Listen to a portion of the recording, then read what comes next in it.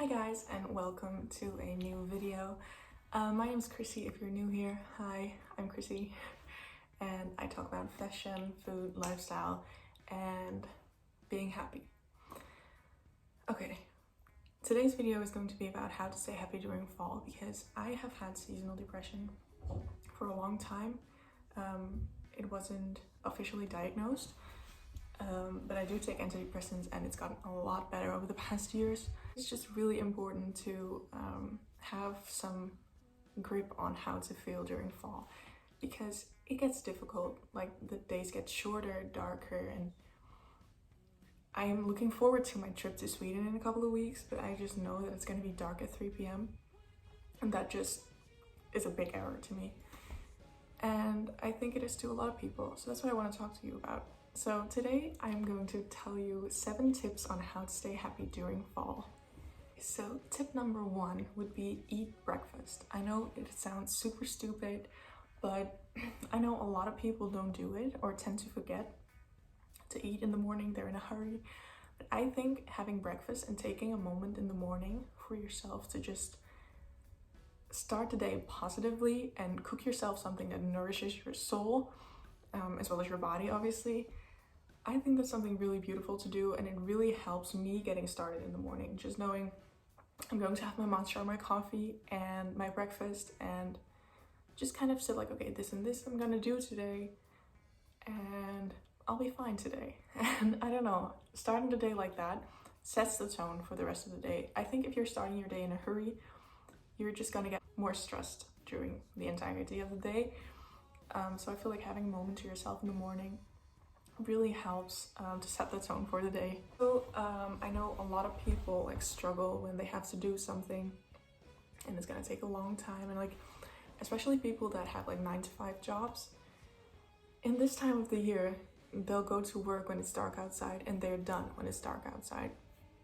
So it's really hard to stay positive during those times because you really do not get to see any daylight. And then that reminded me of something that my dad would always tell me when I had days like that. And he would say in Dutch, the klok tikt door, which basically means the clock is gonna keep ticking and this day too will pass. And that's something that just really helped me. Like every time I would be in that kind of situation, I would just look at the clock and be like, yeah, this is gonna pass. And with that, this is tip number 2. Plan something to look forward to. So even if it's just at nighttime, you see a friend, you read a book that you're really excited about, you find a TV show that you really like, you're gonna have facial masks, whatever, you're gonna make a really nice hot drink. Those are the little things that you can really look forward to and make time go by easier. Yeah, and appreciate the day more too. Then my 3rd tip will be go outside when the sunlight hits. I know sometimes you'll have to do grocery shopping or get outside in general. Obviously, you'll have to do that.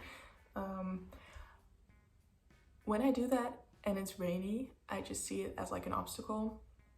It's really hard to get over for me. But when I do it when the sunlight hits, I get this rush of vitamin D that just makes me so happy.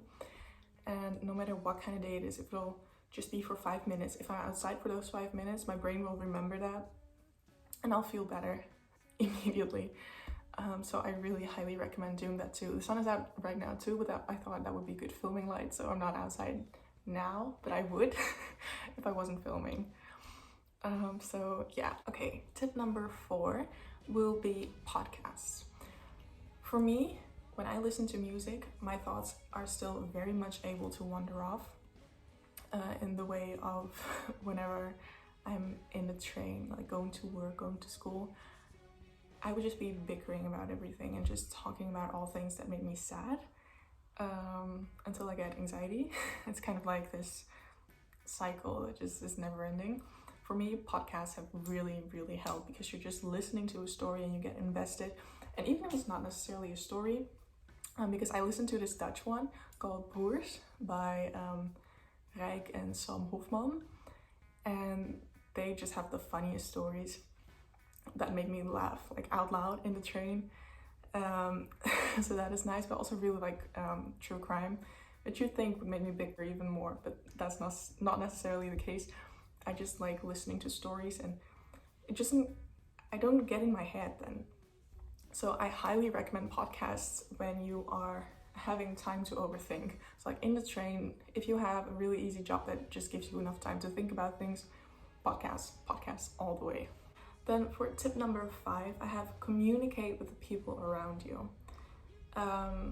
If you're feeling down, you should know that everyone is feeling that.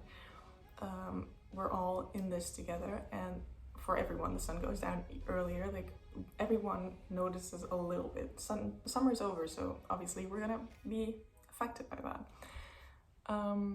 So I feel like communicating your feelings, even though it's hard, when I tell my boyfriend, hey, I'm having kind of a down day today, could you please like take that into account with my comments or anything? And he'll just know, so he'll think about it for the, well, not think about it for the rest of the day, but just he'll know, so he's able to know how to respond to me because he knows I have a bad day. I think that's really important, and communicate your feelings, be understood. Those are just things that a lot of people forget, and they feel like they're all alone, even when they definitely aren't. So communicate with the people around you. Then for tip number 6, I have journaling and reflect. Now, I personally am not good at journaling. So I do it whenever I find my little book and I have things to be grateful for that just immediately pop in my head, but often I just forget. And then what I do in my mind is reflect on the day. So what I'll do is, if something has made me upset during the day, I will reflect on it and think about it, and just keep asking myself the question why, which is really weird, but you get into depth and you get to know yourself a lot better. You know how you respond to different situations, you know how to switch them. So for example, why do I get sad when it's darker? Does it make me feel claustrophobic? Why does it make me feel claustrophobic? Because it gets darker easily and I feel cropped in a little box and all those things. Why? And then at the end, when you have the core, you know how to work with it. And it's probably easier than you think, but just a lot of it grows from it. But if you start at the core and you switch the core off to something more positive, everything will be more positive. And it sounds really easy right now, but it took me a long time. And once you get to it, it's really, really nice. Tip number 7 is something that I really had a hard time with too, and that is say yes more often. When friends asked me out, before I would say no, and I would rather stay inside, which is good. Like staying inside and having your own little me time, absolutely perfect. But I'd never say yes to anything or anyone. And since I do say yes to people and going out, I've never regretted it. Never. Like I'll just be going out and maybe feel a little sad in the beginning because I was looking forward to some time alone, and you're like lost and out of control. But in general, I've never regretted saying yes more often, because you'll have a fun time, you'll experience new things, you'll meet new people, and especially during times like these where it gets darker easily, you need to seek for fun.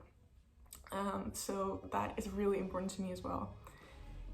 And I highly recommend you doing that too. Okay, so those are my 7 tips to survive this fall.